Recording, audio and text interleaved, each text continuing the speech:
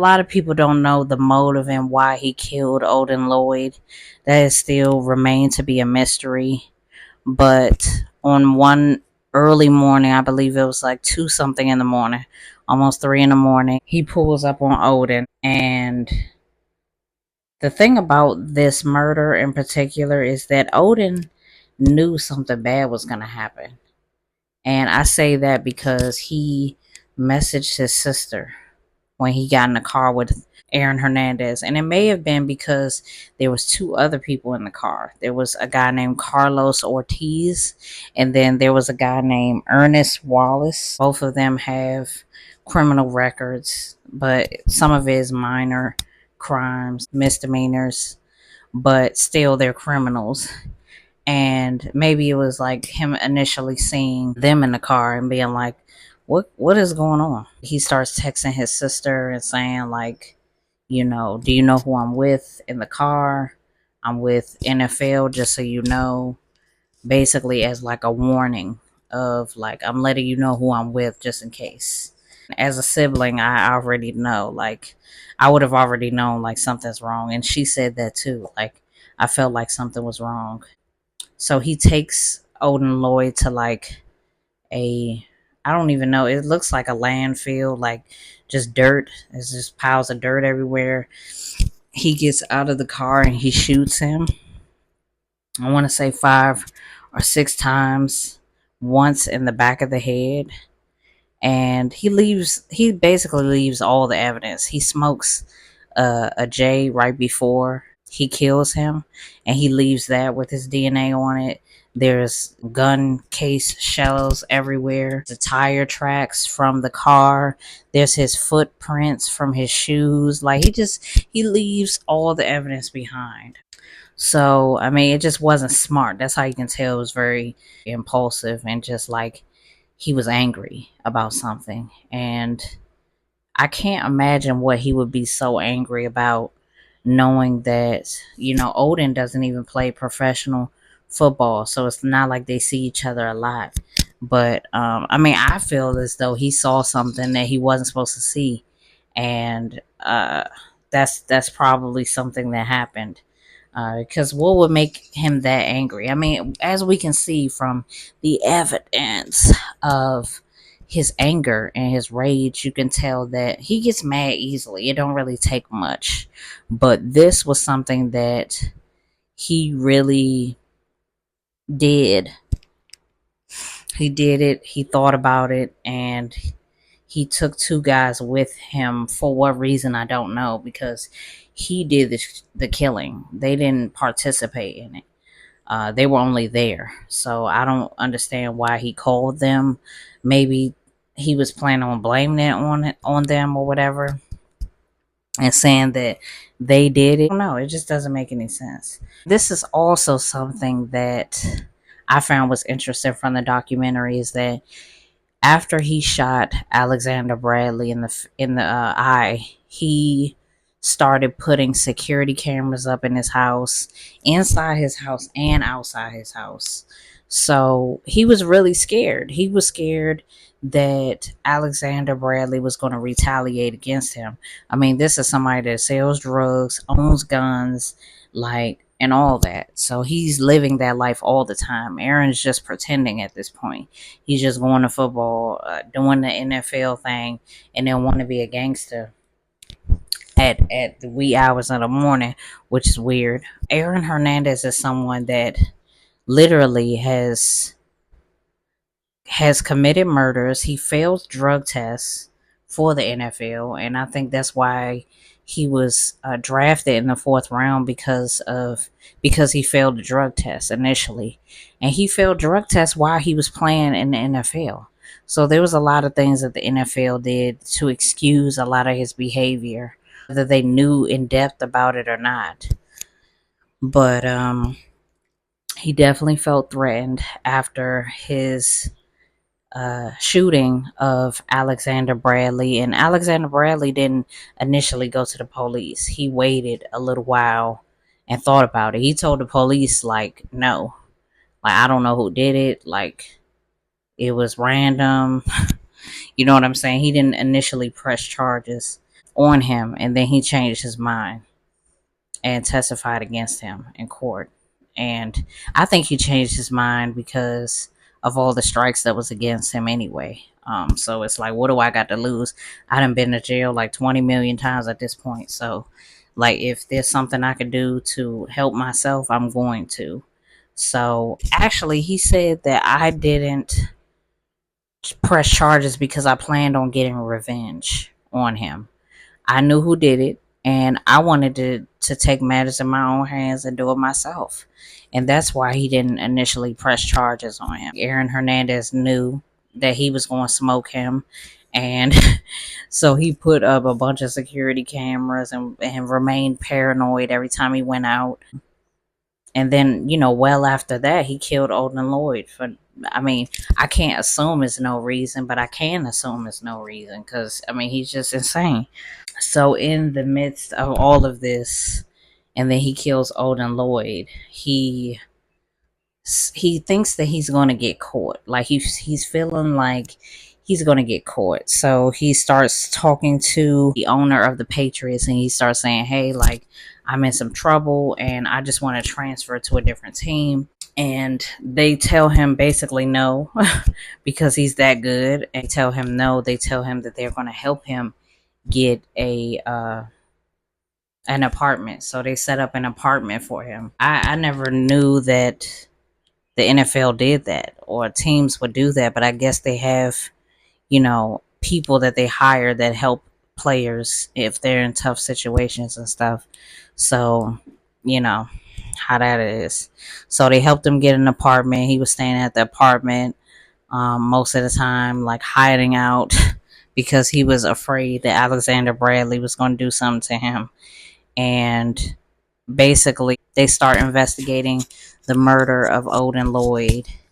And I mean, all the evidence is there. I mean, he had a rental car in his name, and he left. There's tapes of him going to the gas station getting Bubblicious. He left a gun shell casing inside the car with the Bubblicious attached to it. I mean, it's just evidence all over the place. It's just dumb. Like, he did everything to get caught. He was not smart about this at all. And that's how you can tell it's not like super premeditated. Because he just gets mad and loses his shit, to be frank. And once the evidence is compiled, they do a search of his home and they formally get a search warrant and they arrest him. Soon after that, they arrest him and they get the tapes from all the surveillance cameras in the house. And some of the tapes show him walking around the house with a gun after the murder of Odin Lloyd, and in particular because he starts going on a route of trying to blame the murder on Carlos Ortiz and Ernest Wallace. And there's a specific video of them holding his little baby. Like, I mean, that just cracks the case open. Like, the day after the murder, like, you wouldn't have these people in your house around your young child if you thought that they were dangerous. So, I mean, it's just beyond. So he gets arrested, and then people start going viral because of how he was arrested. He didn't have a shirt on initially when they came in the house, and he is a very athletic body. Like, his body type is kind of like a football player and a basketball player mixed together. He's a Spanish guy, so he's tall. He's, I'm trying to say it without saying it because he is a murderer, but I could say that differently. He's a nice looking guy. I mean, he has a very athletic build, long torso. You know what I'm saying? He's been doing football basically his whole life, so of course, his body is ready for football. Basically, a trend of Hernandezing goes viral, and that's basically getting arrested with your hands behind your back and a shirt is being put over your shoulders, like over your body, but your hands aren't through the shirt, basically. It's stupid, but that's what people was doing after he got arrested. A lot of people, of course, like kind of like OJ, were saying he was innocent, he didn't do anything, and nothing as big as OJ, but it was still a huge story. And the evidence is compiled in the federal case against him versus Odin Lloyd.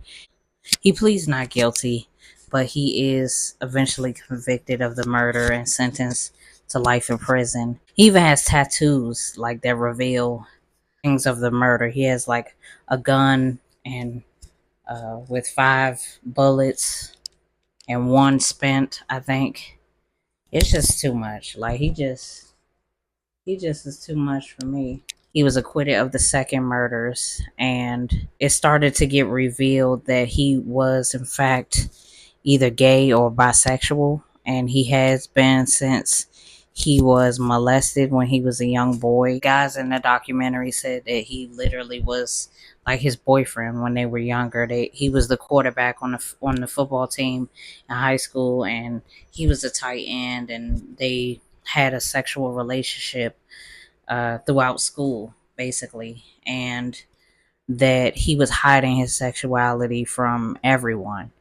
And as he got more and more famous, he was trying to hide it more, and it was making him just hate himself. I think so.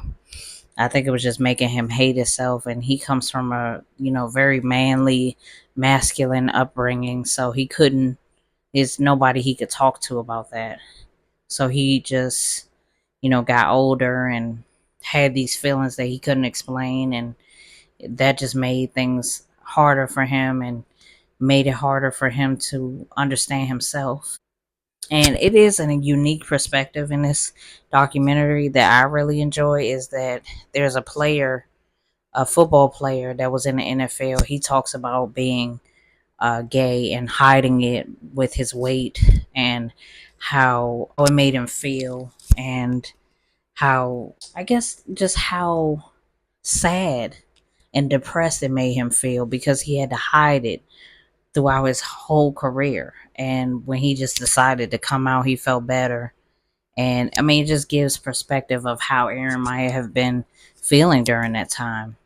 And on top of the fact that he has CTE and they were able to determine that because he committed suicide in jail. So his family agreed to use his brain for CTE testing, and it came back that he had 18 years worth of damage. The symptoms of CTE is like impulsiveness, violence, and paranoia. And he was all of those. Like he was all of that. But he was more than that. He was more than just the disease that was affecting his brain. I honestly think that he made choices to do those things, however extreme they were.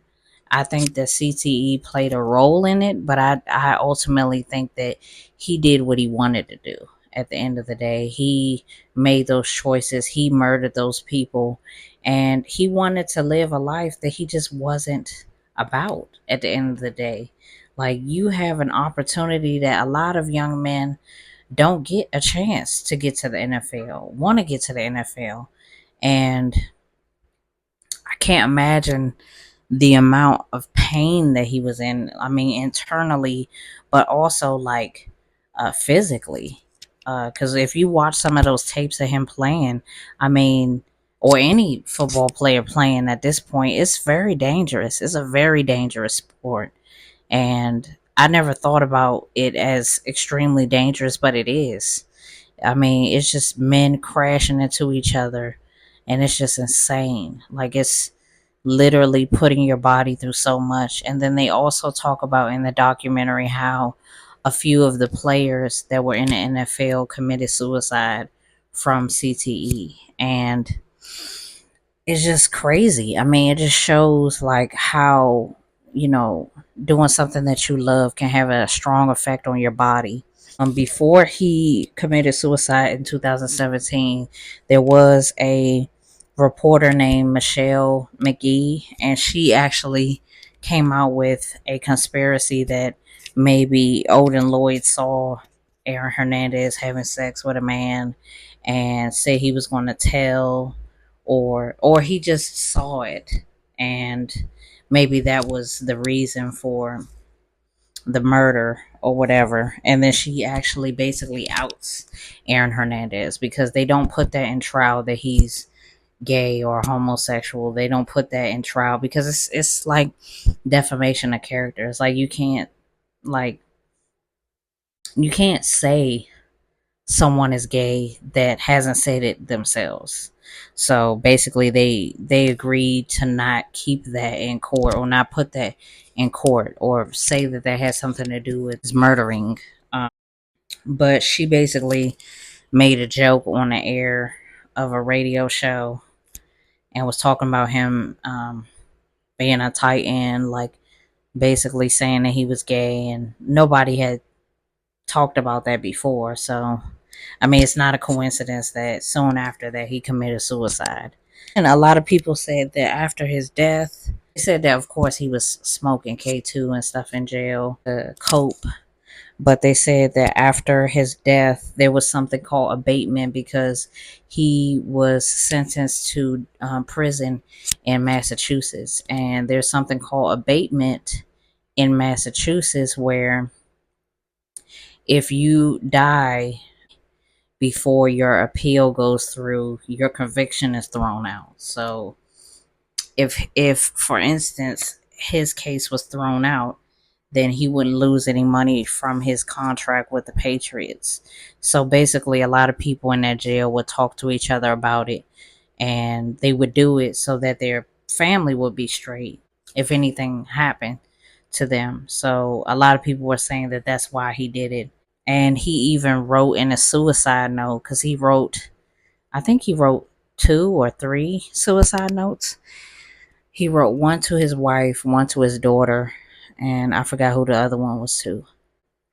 But he said he underlined in dark like pen to his wife that she was going to be rich.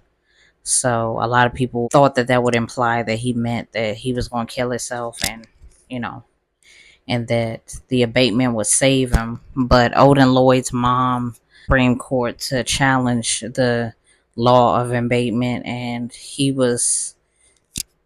him getting his sentence overturned or thrown out was null and void. So his conviction still stood, basically. So it didn't work. There's a lot of things that contributed to the demise of Aaron Hernandez, but a lot of it is himself. A lot of it is his choices, the things that he chose to do, the actions that he chose to take. I do feel like his anger with his own sexuality had a lot to do with it. I think the CTE had a lot to do with it.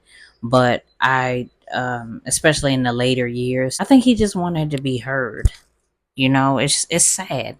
It's really sad because he had what a lot of people wish they had. He had an opportunity and he chose to go the wrong way about it when he worked so hard to do things the right way.